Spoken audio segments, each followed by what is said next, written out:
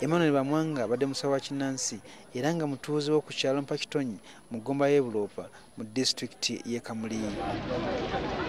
Ono yafiiridde mu maduuka g'essukka mu bitundu by'e Kayunga.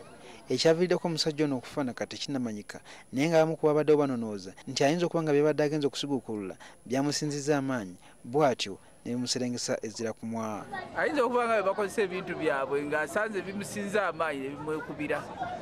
Enkoko eyo gyasazeeko obulago tutegedde oba abadde abbye enzibe nga nannyiniyo agiganga oba ebadde yiye nga bizibu bye birala bye bimuse tewali amanyi.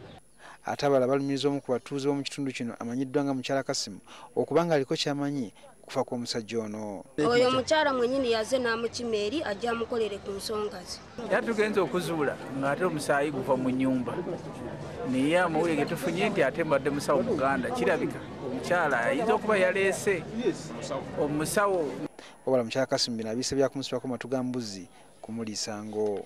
Nze mbadde wano onasiika n'amandaazi tuwulira muntu kukolola mu kaku kubanga wano bulijjo abantu bajja ne beggama enkuba ne bateekako ne piki zaabwe tulowooza muntu azze kweggama nkuba oba badde n'ekirwadde kye Katonda y'amanyi.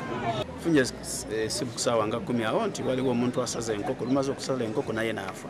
Tudduka ku siini era tukulizavinze siini as investigation zigo on. Ebintu biteekwa kuba biri waka wano bwe kiba kisoboka akayumba tukasende.